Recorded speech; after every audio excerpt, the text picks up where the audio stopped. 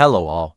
130 meters started posting some of these incidents in Ida, but it soon became clear that in some of these cases she very clearly is Thai and there's no point in even asking. So I've come here just to list all the terrible things that have happened to me in the final months of 2024. I anticipate this will be very long. Have fun. For some context, in late 2023 my wife and I bought a house and I was spending a lot of time for a couple of months working on the house almost every evening and weekend I could spare. During this time my wife started going out with some new friends, including this guy Jay. Randomly one evening she looks a bit funny and says to me, "I don't trust myself around him." I hear this. My heart sinks a bit, but I feel like we have a strong relationship and I tell her I trust you not to do anything foolish. Just be sensible about what time and how you spend time with him. She liked this and we moved on, but I decided to keep an eye on the situation. She started spending more and more time with him and these new friends, going out and getting drunk while I was working late on the house. It was starting to make me uncomfortable and eventually I said so. I just expressed my feelings. She said she understood, but they're just friends and there's nothing to be worried about. They keep hanging out until one day his partner, a woman married to another man, forbade him from speaking to my wife because she was jealous. So he ghosted my wife and she got very upset. It hurt me to see how upset she was for two reasons.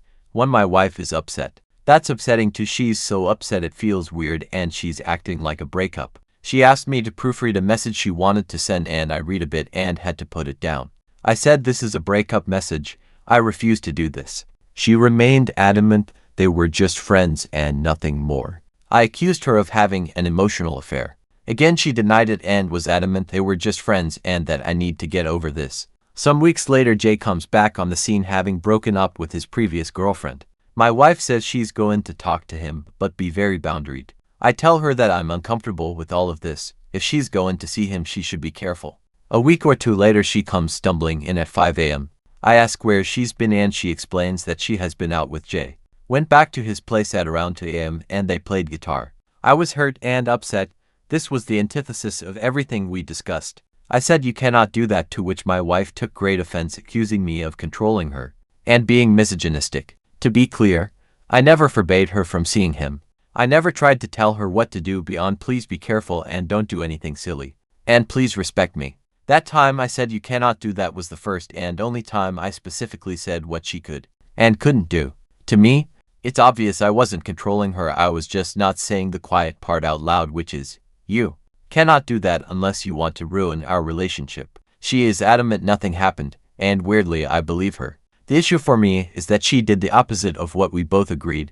She disrespected me and my feelings, and she is putting our relationship in jeopardy. To her the issue is that I tried to control her by being upset, and that I'm putting restrictions on her. She pointed out she's a grown woman and she can spend time with her friends if she wants to. My being upset about it is a mode of control and I need to stop. In principle, I have no problem with her seeing her friends, but this guy makes me uncomfortable. So that all happened. We were on the rocks. She is clearly having an emotional affair, at the very least, but adamantly refuses to acknowledge it. I'm trying desperately to find a way to move forward and recover our relationship if we can. Then, October 2024, my mom died suddenly. I won't go too much into it, but it happened. Very sudden. Shocking. It sucks. My dad died when I was young, so a lonely time as well. This is where my wife's behavior started to seriously turn. I'm going to list the major events as I remember them in order.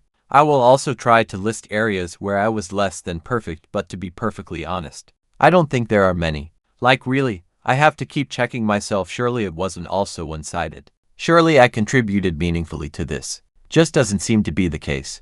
Anyway, here goes.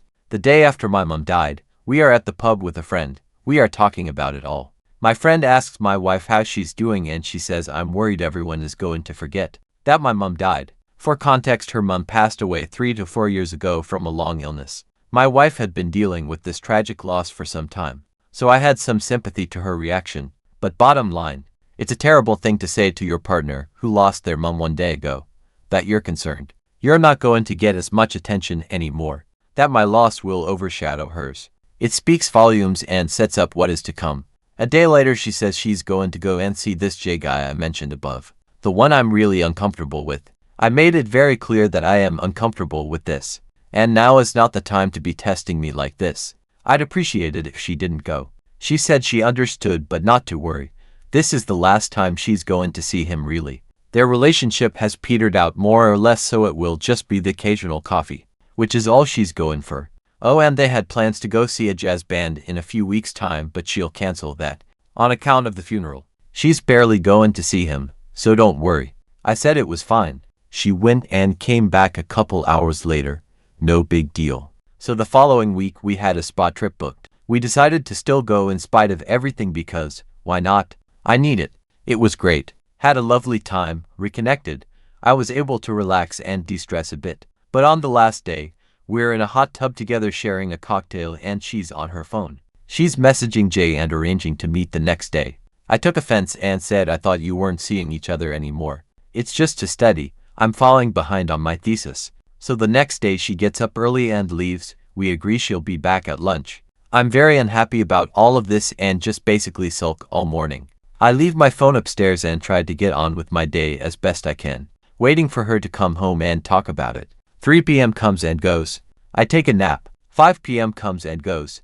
I check my phone, a couple messages and a couple missed calls. Apparently she decided to stay out for lunch and asked if it was okay. When I didn't reply, she decided to stay out for dinner and drinks too. She didn't get home until after I went to bed.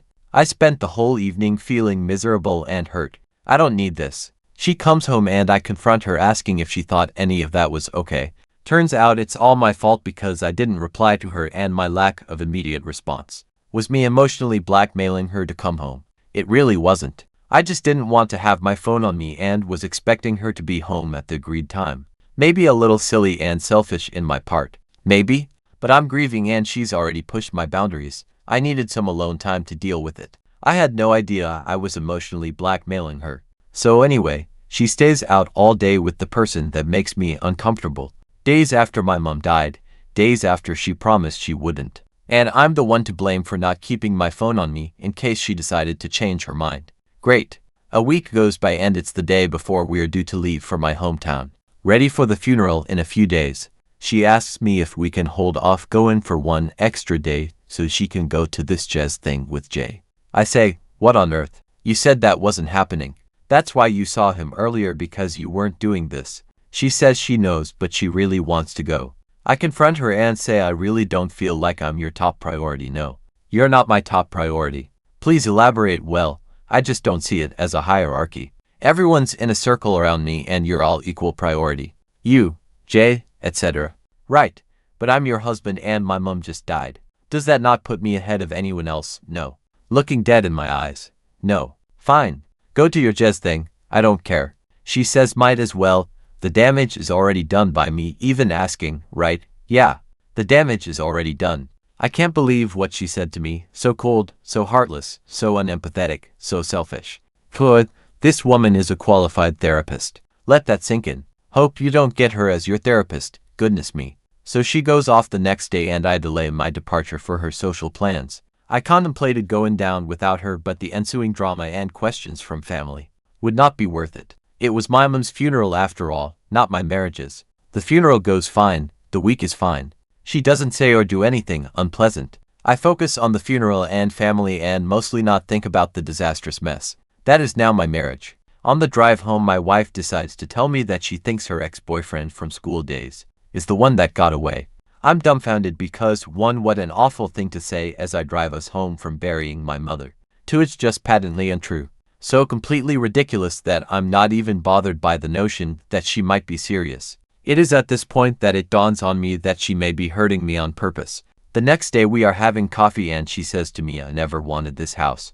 I never wanted this dog. And I don't want kids. Let's be clear. I did not push her to get the house or the dog. If anything, she pushed for both of them, but it was pretty mutual. She is now tearing up the entire foundation of our marriage. She is destroying all the future plans we had. The house and dog that I poured my heart and soul into for her, for us. She never wanted, apparently. Just brutal. Savage. She acted shocked when I started crying. I didn't expect it to upset you this much. Incredible. The next day I go to my friend's place and just cry on her for hours. I am in a complete state. It's all too much, overwhelming, awful, and just confusing. Why is she being so mean? I wondered if she hated me. Then I thought, maybe she's trying to get me to break up with her. She's clearly having an affair of some variety. My mom just died. Maybe she just doesn't want to be the person to break up with their partner when their mom died, especially a partner who cared for her dying mother, and especially because she was having an affair. She'd be seen as such a terrible person. So rather than just admitting everything and being a terrible person, she decided to torture me until I pulled the plug myself. Not her fault then, is it? Anyway, that thought occurred to me, but I'm in no state to decide the fate of my marriage. I'm grieving, I'm distraught, I'm reeling from the various harrowing incidents listed above. Barely enough time to process one before another comes along. It may seem obvious to you and me now, but at the time I just couldn't see clearly what was happening or exactly why. My friend gave me some advice that I didn't need to decide anything right now. That settled me. Took some pressure off. At around this point my perception of time gets a bit funny. Mixture of grief and mental confusion. So now I'm angry at her. I don't trust her. I feel badly hurt. She says she's going out with Jay again.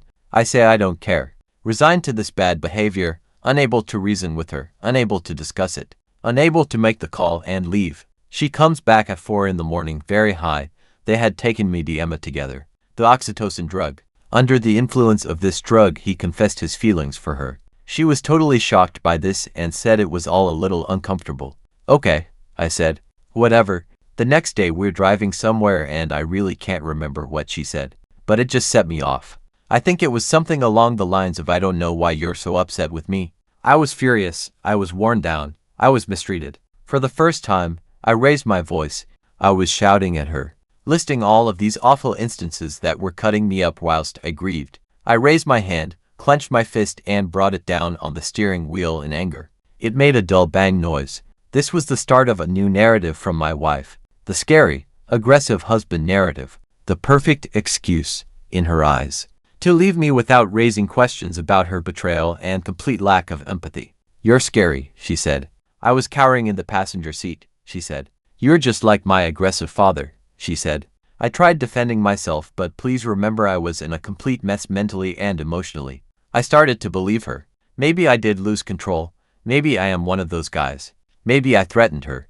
I thought that. Yes, it was an outburst, but no, it wasn't threatening. I'm not a big, scary person. I'm just a human being that has been deeply hurt and wounded when they're at their most vulnerable. But maybe that's not a good enough excuse. Maybe I crossed a line. She sowed the seeds of doubt in my vulnerable mind. I started doubting my memory of events. Did I black out for a moment and do something really scary? She told me that I was potentially abusive. To be clear, she's not accusing me of being abusive. She's accusing me of maybe becoming abusive in the future, and she can't take that risk. I'm not safe to have children with. You know the children she said she didn't want before I ever shouted. I believed her. What a monster I was. How could I be so terrible? I never thought I was like this. No wonder she was having an affair for the last several weeks. I shouted at her and hit my hand on the steering wheel in frustration. She leaned into it, but not too far. She was manipulating me, telling me it's okay. You just need to go to therapy and sort yourself out. As long as I'm going along with her narrative, she's all okay my side.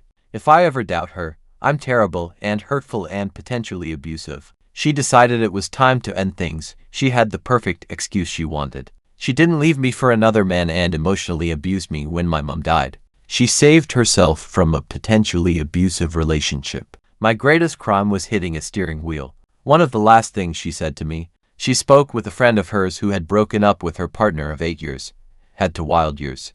And then they got back together for several years. I asked what she meant by wild years. Just connecting with lots of people. So she turns to me and says, I think we're a lot like them, you know? I wanted to say, I bet she didn't abuse her partner. I bet she didn't hurt him when his mom died. I bet she didn't manipulate him into believing he was abusive. And the sheer arrogance of sitting there and looking to me to approve of her sleeping with a bunch of people for 2 years.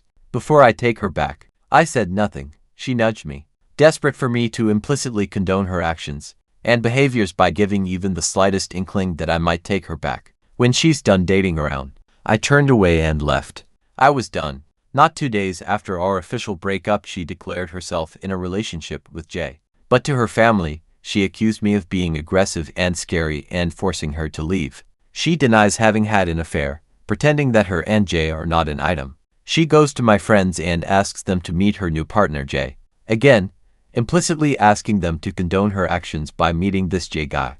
My friends all refuse and begin to cut contact with her. They've seen what she's done. They knew what she was doing to me before I did. They won't tolerate her nonsense. I love my friends. My wife's sister knows everything. She heard it all from my wife's point of view and still she took my side.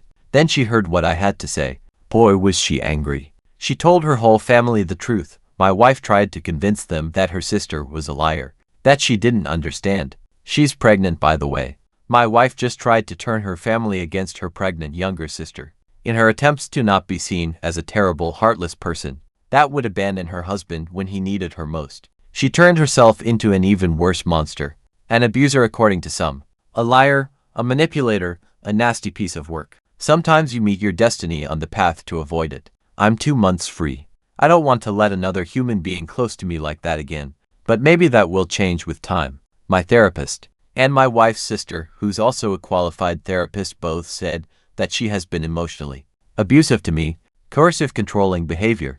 I don't know about that, but I know I've been treated unfairly.